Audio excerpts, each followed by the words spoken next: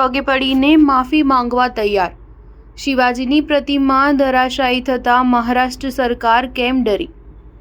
મહારાષ્ટ્રમાં છત્રપતિ શિવાજી મહારાજની પ્રતિમા ધરાશાયી થવાનો મુદ્દો રાજ્ય સરકાર માટે ભારે પડી રહ્યો છે। આ મુદ્દે સમગ્ર સરકાર જ બેકફૂટ પર આવી ગઈ છે અને કોઈ પણ રીતે તેનાથી બચવાના પ્રયત્નમાં છે। ચૂંટણીની સિઝન પહેલા શિવાજી મહારાજની પ્રતિમા ધરાશાયી થવાથી વિપક્ષને એક મુદ્દો મળી ગયો છે। આ જ કારણ છે કે સીએમ એકનાથ શિંદેએ કહ્યું કે હું 100 વખત શિવાજી મહારાજની પ્રતિમાના પગે પડીને માફી માંગવા તૈયાર છું। મહારાષ્ટ્રમાં શિવાજી મહારાજ પૂજનીય છે અને તેમને રાજકારણથી દૂર રાખવા જોઈએ।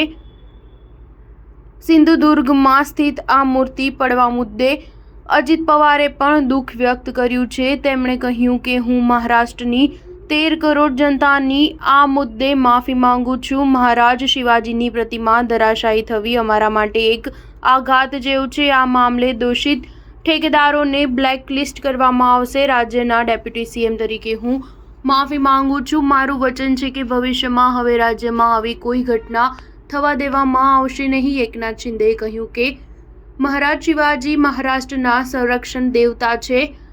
હું તેમને 100 વખત પગે પડીને માફી માંગવા માટે તૈયાર છું। ભાજપ નેતા અને ડેપ્યુટી સીએમ દેવેન્દ્ર ફડણવીસે પણ આ મુદ્દે દુઃખ વ્યક્ત કર્યું છે। તેમણે કહ્યું કે મહારાજની પ્રતિમાનું નિર્માણ ભારતીય નૌસેનાની દેખરેખમાં થયું હતું। આમાં રાજ્ય સરકારની કોઈ ભૂમિકા ન હતી। રાજ્ય સરકાર આના કરતાં પણ મોટી શિવાજીની પ્રતિમા લગાવશે અને તેમના સન્માનને અકબંધ રાખવામાં આવશે। મહારાષ્ટ્રના રાજકારણ અને સમાજમાં શિવાજી મહારાજ એક ભાવનાત્મક પાસું છે। કોઈ પણ દળ કે નેતા તેમના સન્માનની સાથે જ રાજકારણ કરી શકે છે। દરમિયાન તેમની પ્રતિમા ધરાશાયી થવી એક સંવેદનશીલ મુદ્દો છે। જો ચૂંટણી સુધી આ મુદ્દો ખેંચાયો તો પછી એનડીએ ગઠબંધનને તેનું નુકસાન થઈ શકે છે। સ્ટાર ન્યૂઝ 7 હંમેશા સચ્ચાઈની સાથે।